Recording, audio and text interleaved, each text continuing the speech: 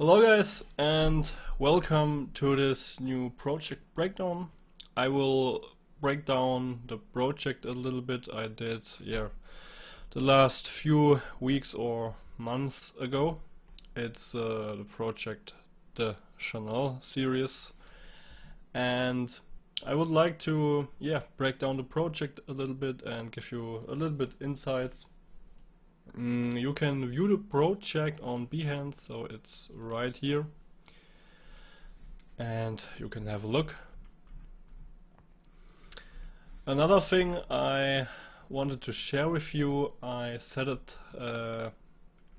some new Patreon tiers with the Master and the Legend, and with the Master and the Legend Patreon you will get exclusive HIP files and exclusive tutorials. For example, on the Chanel project I did a fully animated flower here, and I will do a tutorial and a breakdown on this with the Patreon. Cool. So this is the project here. 3 simple style frames. This is anamorphic aspect ratio, then a little bit older academy aspect ratio, and anamorphic aspect ratio again with total front view. Then some style frames of the flowers with the Chanel flacon inside. Then a splitted style frame, this little edge style frame, and that one too. Some many clones of bottles. So you can view that on Behance, and you can check out my new Patreon tiers. And now I will break it down a little bit. Here are some high resolution pictures. So the first one, the second one, the front view, then this little tilted view of the flacon. You can also see with a good amount of depth of field. And this is one style frame I didn't include it in the project, but I will show you a little bit of process. And then of course the flower style frames. Cool. Now let's get into Houdini. What we should start. Let's start with. We'll start with that style frame here, or these 3 here. First of all, I wanted to create a little environment for the bottle here, and I think the process is pretty simple, but I think it looks pretty cool. So I came up with this kind of environment or stone-like structure, so you can view it here better, with this little scattered plants on top of it. Let's go for the geometry. I will dive inside, and let's view it like that. Let's get it shaded. The whole geometry is like, let's have a look, 9.5 million polygons, so not that much, but a pretty good amount for this kind of macro environment. I did the copy node in the end because one plate looks like this, so that's one geometry piece. And now I will start from the beginning. In the beginning I will create just a simple geometry I will transform that, so squash that a little bit down in the y-axis to get this squashed look here. And I did a VDB from polygons, but not a surface VDB. I did a fog VDB because I wanted to scatter some points in there. So pretty simple, make a density volume and then scatter some points. After that, just really make a quick p-scale randomization. The p-scale will affect these lines here, so you will get something like this. Scatter points with lines that are copied on the points with a different length because of the randomized p-scale over there. Then we will go through a loop. We will start the loop with a compile because it's faster and yeah, speed is important. I will do a resample because when I import the line got 2 points and that's not much resolution, so I will resample the line. I will give the line more resolution to work with. After that I will place down an attribute warp, and in here I will just do a random noise on top of the geometry. So you will get a little bit of displacement. After that I will split the lines up. I will move the line here, so you can see I will move the line in a positive direction. This is the direction here, and yeah, I will just move the position with this given channel, and this channel got a little expression here.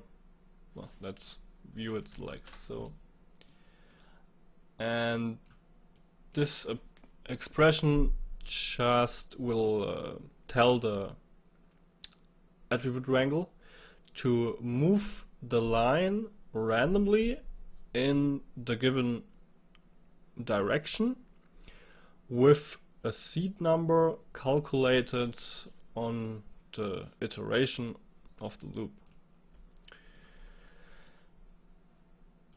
That's for that, and also min and max, so you will get a little bit clipping or fitting of the values.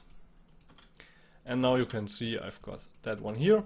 I moved it randomly in to one side, and then I will merge both together. I will skin them, I will remesh them, and I will add again a little bit of noise. In this case, just anti-aliased noise. I fitted it and piped it into a displacement along normal.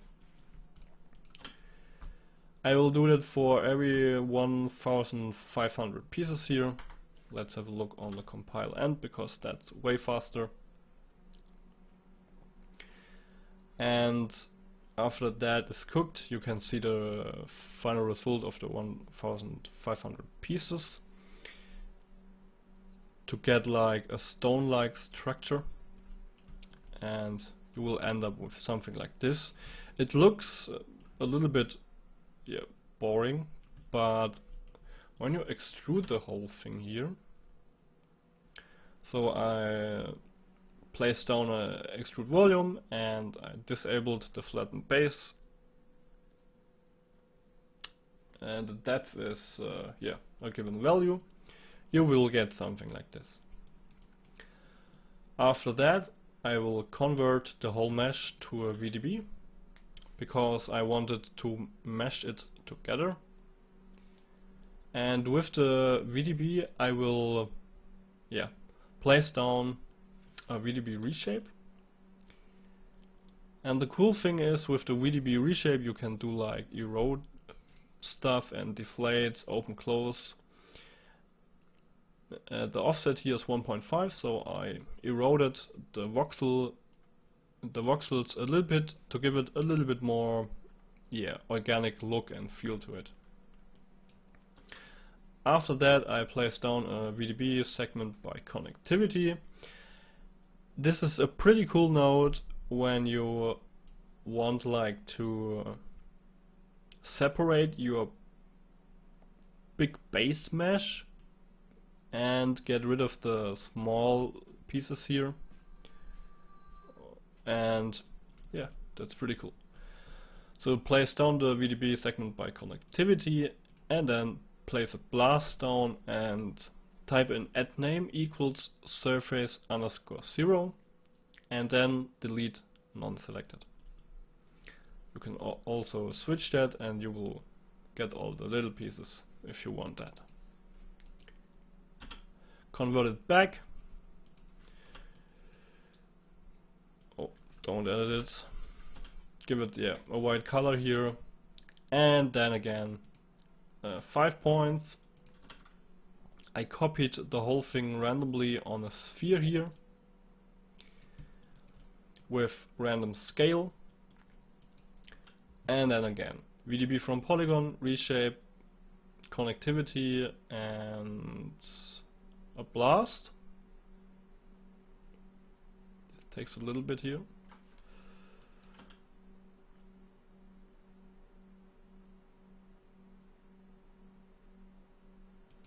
Convert it back, and with the conversion I enabled the adaptivity to get a little lower resolution mesh, and then just a copy, and you will get something like this.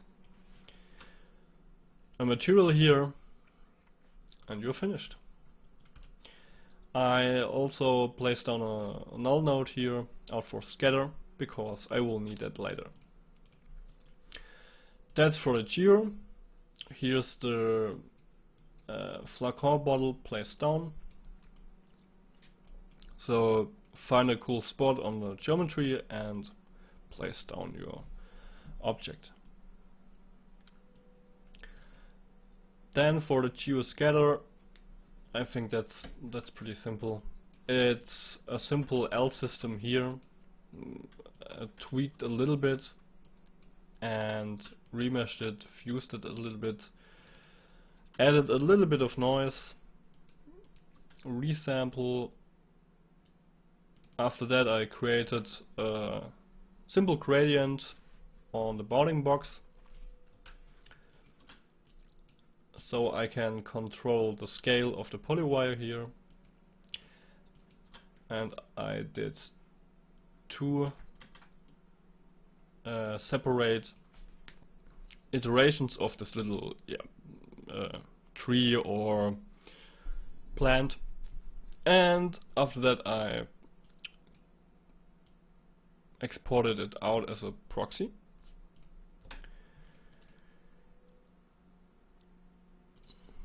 Let's zoom out here, and with the proxy I loaded both different iterations in with Redshift proxy node, and after that I instanced them on the big base mesh. You can already see out for scatter I imported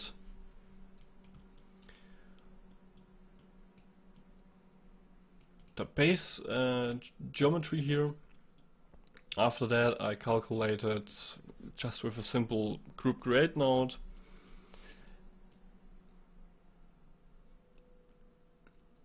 so I can blast them away, and I will only get the top mesh. After that I create a little bit of noise and bind it out as a density attribute, and the cool thing is with the density attribute you can control the scatter node, and after the scatter node, what's that? Let's have a look. Oh yeah, that's p-scale. Okay. P-scale is calculated by 2 different noises. With one different noise I will control a little population. So you will get rid of some points to give a little bit more organic look. I also binded out a rotation attribute for randomized rotation for the little proxies and a p-scale. And here you can see the controls. This is the p-scale, this is the multiplier of the p-scale. No, this is the seed for the rotation, and this is the p-scale multiplier. And with that I will get, let's enable these, and let's enable the other one too. This takes a little bit.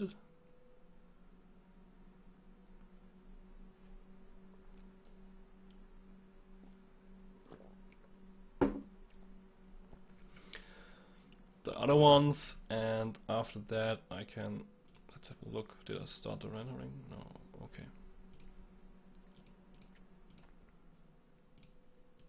Let's start the rendering here.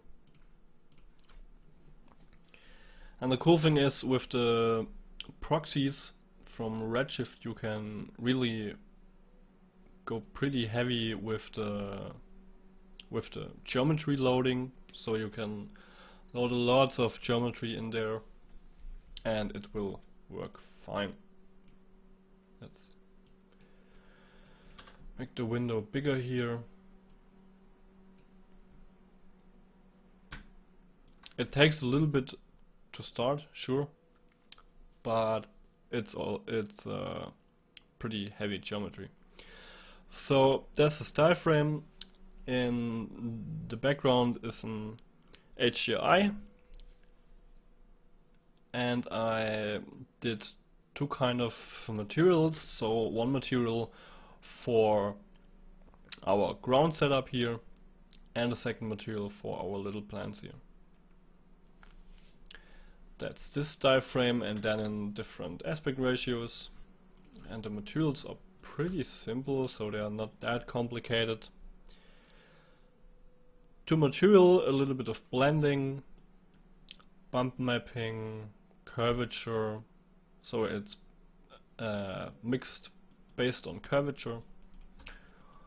And the moss is really only one material. So there are two kinds of materials. The one material is a little bit lighter, brighter than the other one, to give it a little bit contrast. That's for that style frame.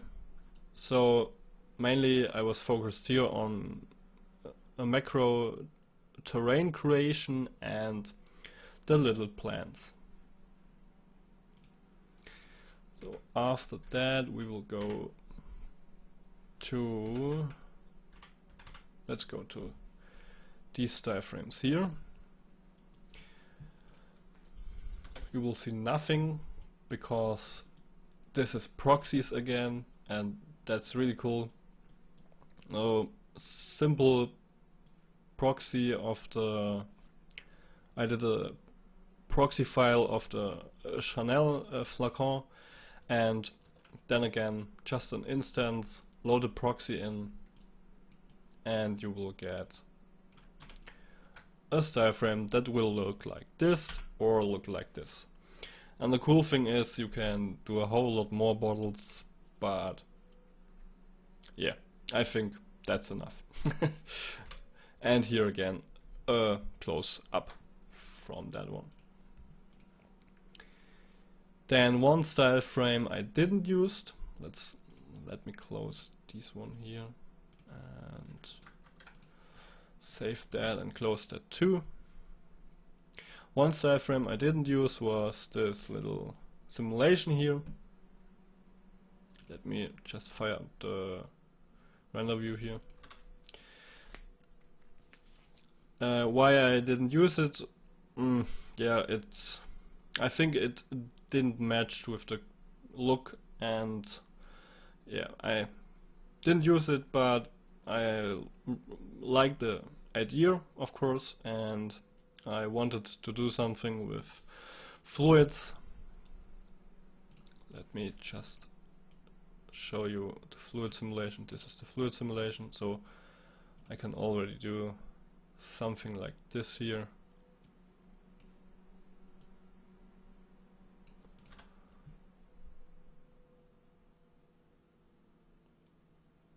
Yeah, that's the fluid simulation.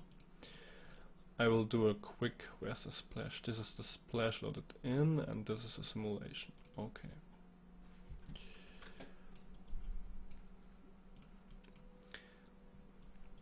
The simulation is really pretty simple. You've got your collider object, you've got a sphere here, right here, and this sphere I piped into the first input and the bottle for the collision into the second input, and then that's really simple. A flip object. This is my little, let me just go back. This is my little sphere here in the end. Let me just cook one.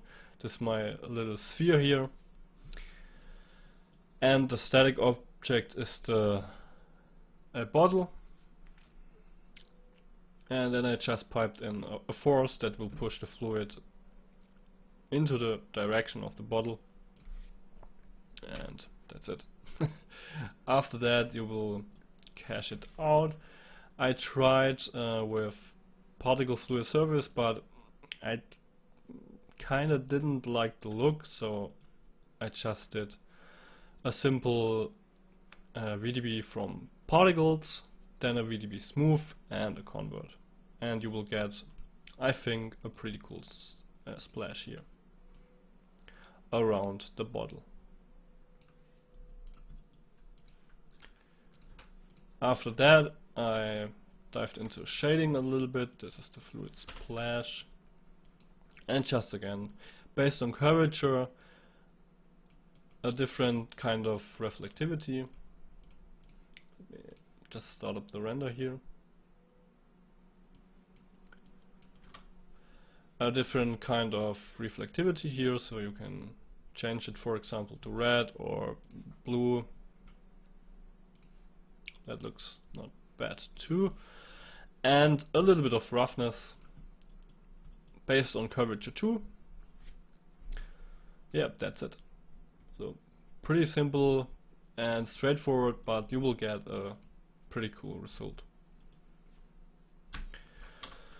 So that's it for my little breakdown. So check out the new Patreon tiers and new upcoming tutorials I will do on Patreon. I will do this, this flower here, a breakdown and a tutorial how to set it up. I hope you enjoyed the project. Check it out and take care.